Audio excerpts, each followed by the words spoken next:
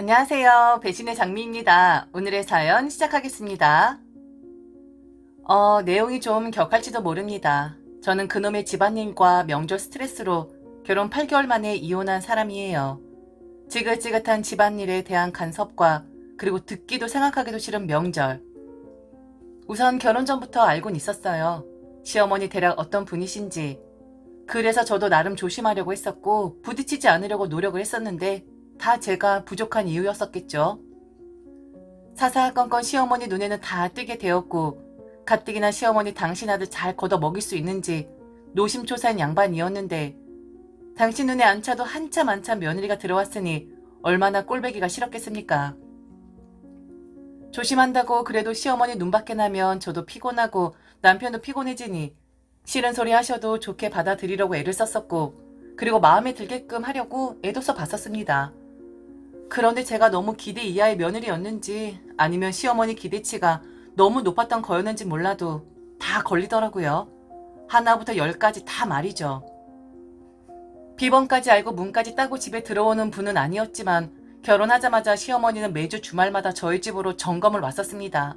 오셔선 다 둘러봅니다. 집 청소 상태, 냉장고 음식 상태, 그리고 남편의 옷 냄새를 하나하나 맡아보면서 제대로 세탁을 한 건지를 살펴보죠.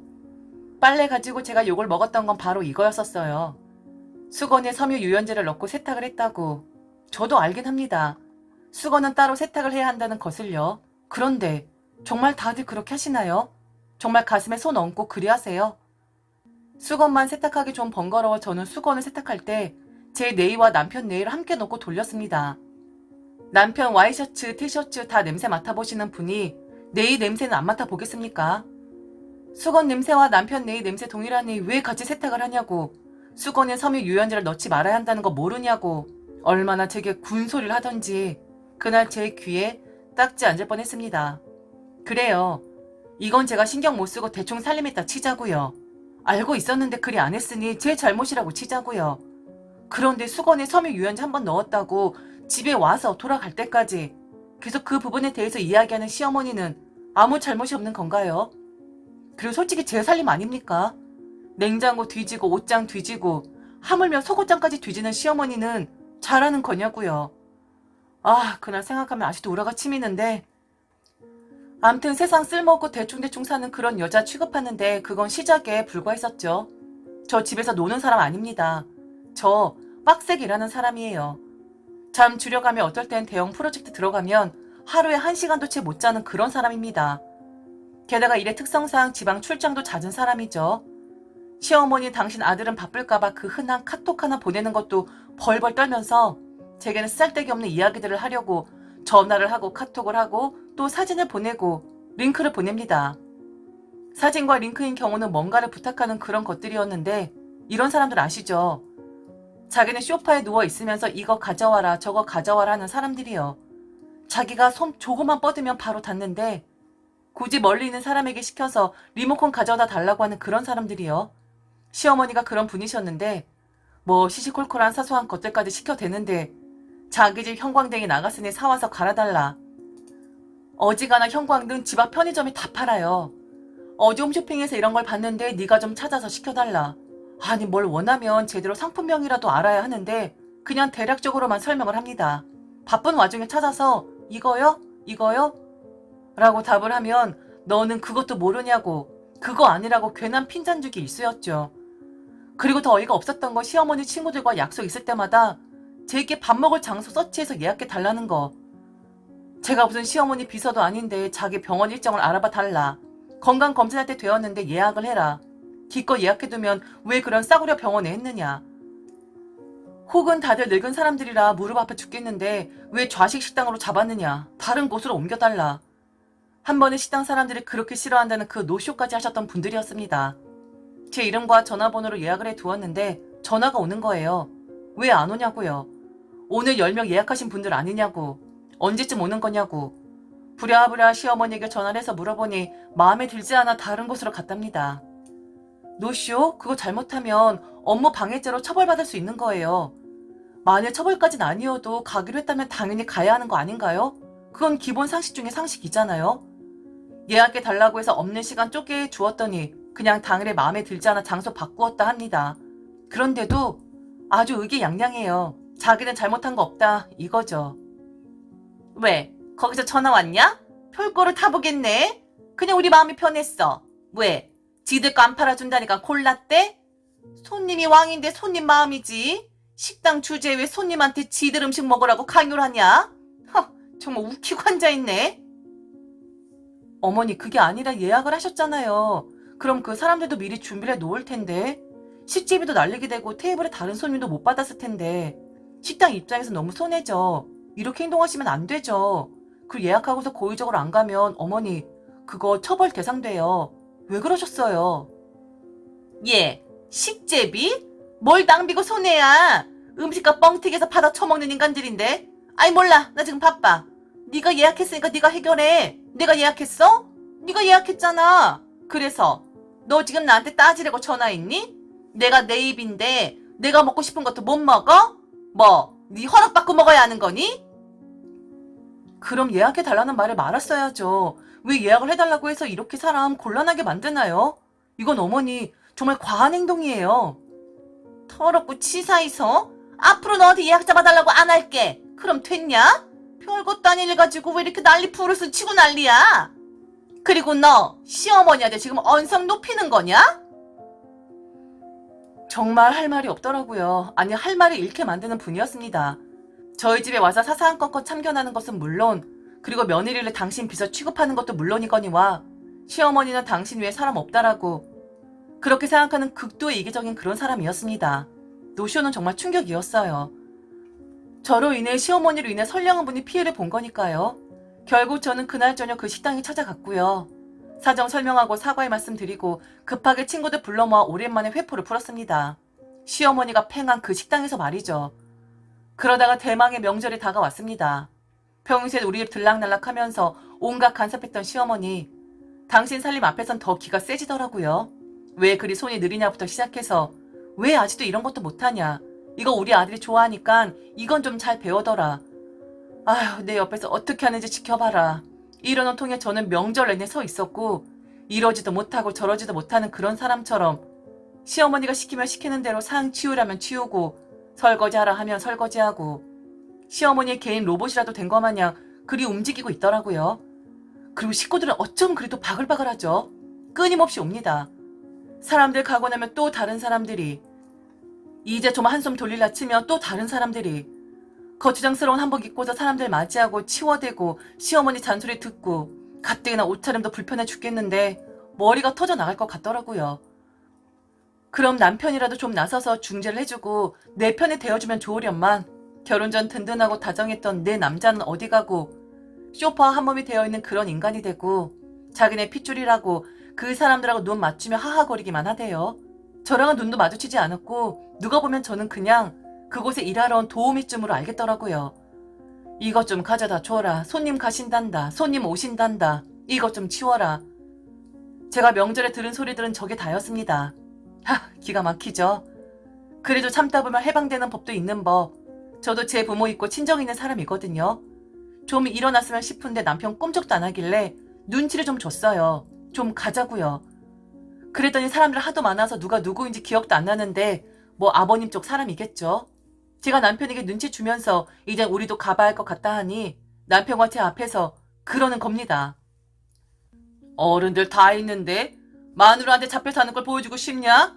우리 집안 남자들 중에 여자들한테 잡혀 사는 남자들 없다. 다 큰 소리 치고 살고 남자들 말이라면 꿈뻑 죽지. 남자가 말 걸기 전에 먼저 와서 말 거는 여자들 없다고. 어이구 이놈아 교육 잘 시켜. 그 말을 시어머니도 들었는지 제 옆구리를 쿡 하고 찌릅니다. 그때 찌릿.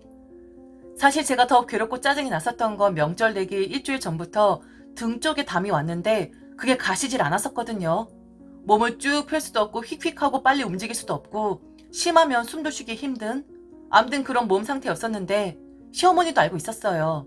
행동이 왜 이렇게 느리냐고 했을 때 지금 등에 심하게 담이 걸려서 몸을 잘못 움직이면 통증이 심하다라고 말을 했었거든요. 그때 시어머니 제게 그랬습니다. 예, 너 그 운동 부족이다. 등에 담은 100% 운동을 안 해서 그래. 더 빨리빨리 움직여봐. 운동한다 생각하고 몸을 놀리라고. 그러면 등에 담? 그거 씻은 듯이 사라진다. 와, 허준 납셨네요. 시어머니 제 옆구리를 쿡 하고 찌르는 순간 찌릿하면서 등 쪽 담에 목줄기를 딱 하고 타고 올라오더라고요. 순간 목이 경직되면서 오른발 끝까지 저릿해지는 순간 우라가 치밀어 올랐습니다. 내가 왜 이런 대접을 받고 이 거지 같은 곳에 있어야 하는 건지 모르겠더라고요. 저는 바로 방으로 들어가서 짐을 챙겼어요. 친정으로 가기 위해서요. 제가 짐을 챙겨 나오니 다들 저를 쳐다보더라고요. 그러자 시어머니 또다시 제 옆구리를 찌르면서 뭔 짓을 하냐고 하는 겁니다. 그래서 뭔 짓은 뭔 짓이냐고. 지금 나도 내 집으로 가려고 한다 하자 뭐 저런 며느리가 다 있는 거냐고 다들 고개를 절레절레 흔드는 거예요. 너 뭐니? 어른들 타 있는데 지금 뭐 하는 거냐고. 왜요? 저 집으로 간다고요. 그리고 그만 찔러요. 내가 뭐 소세지예요? 왜 자꾸 찔러대요? 뭐라고? 이게 지금 어른들 타 있는 데서 못하는 소리가 없어? 너 방으로 따라 들어와. 얼른. 뭔데 나한테 명령을 하는 거예요? 싫은데요? 뭐? 싫어? 아니 이게 정말? 너 지금 정신 나갔니? 저 지금 이곳에다 폭발하면 어머니만 망신살 뻗치는 거예요. 지금도 망신인데 더 당하시겠어요? 아니면 그냥 저를 곱게 놔주겠어요? 저는 저를 붙잡고 찔러대는 시어머니 뒤로 하고 그냥 친정으로 와 버렸습니다. 결혼한 지 몇 개월밖에 안 된 딸이 명절인데 혼자 오니 친정 부모님 뭐라 생각을 했겠어요. 모두 다 이야기해 버렸어요. 그래서 죄송하지만 나는 이 결혼 유지 못하겠다. 내가 성급한 거 알지만 저 집에서 살면 내가 미쳐버릴 것만 같다라고 울부짖었습니다. 1시간 정도 있다가 남편이랑 작자 저희 집으로 왔고요. 엄마는 그런 남편 쳐다보지도 않고 남편이 타고 온 그 차에 벽돌을 집어 던져버렸습니다.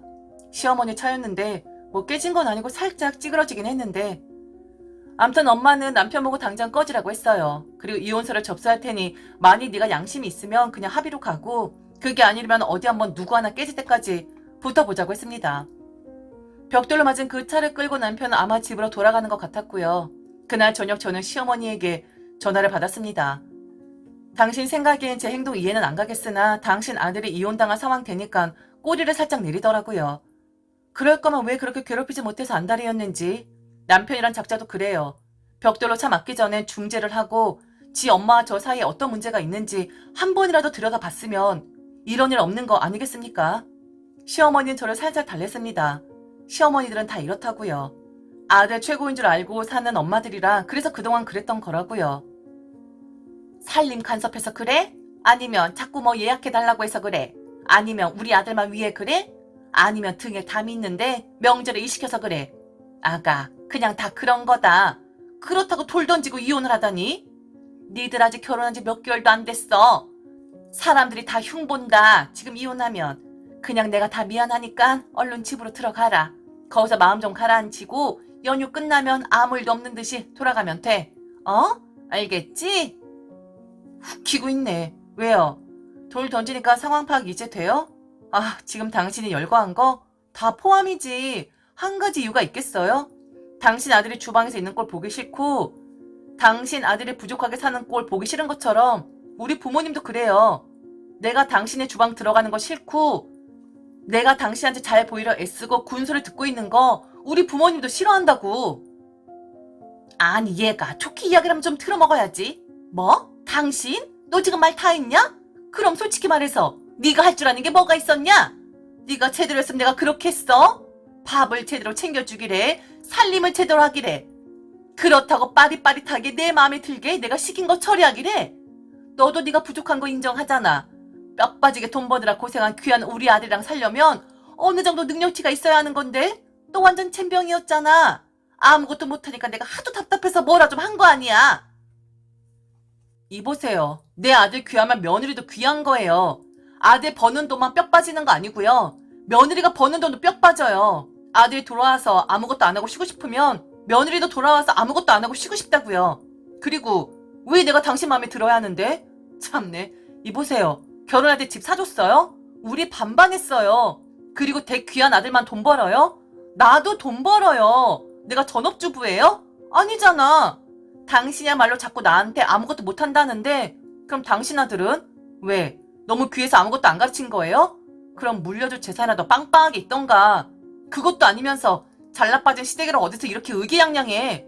당신도 그렇고 당신 아들도 그렇고 개념 좀 제대로 박죠. 요즘엔 남녀 구별 없어요. 남의 자식 못한다 비난하기 전에 그럼 당신 아들은 당신이 이야기하는 것 중에 하나라도 제대로 하는 게 있는지 한번 살펴보라고. 없잖아. 그런데 왜 나한테 그런 잣대를 들이대는 거야? 결혼하면서 들었던 비용 딱 반문씩 했고요. 더불어 저는 시어머니를 상대로 위자료 청구 소송을 했어요. 그간 내게 했던 것들 카톡 내용도 대화 내용도 녹음하고 싶지 않아도 자동 녹음되는 기능 가지고 있는 전화였기에 증거 자료로 톡톡히 사용을 했거든요. 2천만 원 받았습니다. 피 같은 돈 나갈 것 같으니 저와 접촉을 하려고 하는데 전 남편에게 만약 당신 엄마가 계속 나와 만나기를 희망하고 귀찮게 한다면 위자료 더 가중되게 하는 수밖에 없다고 협박을 좀 했습니다. 결국 울며 겨자 먹기로 2천 제게 빼앗겼는데 2천 가지고 간이고 쓸개고 다 내려놓으려 한 전 시어머니 생각하면 정말 가소롭기만 합니다. 그동안은 그렇게 뻔뻔하고 있는 척 했으면서 빚 좋은 개살구였죠 뭐. 예혼하고 나니 등에 담도 더 이상 생기지 않고 그동안 자잘하게 있었던 두통도 말끔히 사라지더라고요. 왜 그냥 참고 있었냐고요? 1년도 못 살고 이혼했다라는 그런 소문 좀 무섭긴 하더라고요. 그래서 좀 변화가 오겠지 하고 기대를 했었습니다. 그런데 애초부터 며느리란 자리, 아내라는 자리는 저와는 맞지 않는 옷이었고요. 그 옷을 훌훌 벗어버리니 답답하고 가깝히던 느낌이 싹 사라지더라고요. 요즘엔 그냥 아니다 싶었을 때 한 달이든 두 달이든 그냥 갈라설 걸 그랬나 라는 후회도 합니다. 저런 사람들 절대 바뀌지 않잖아요. 8개월을 참았다니. 제 인생 허비한 것 같아 속은 상하지만 그래도 이제 탈출했으니까 앞으로 잘 살면 되겠죠. 안 그런가요? 지금까지 들어주셔서 진심으로 감사합니다. 이상 배신의 장미였습니다.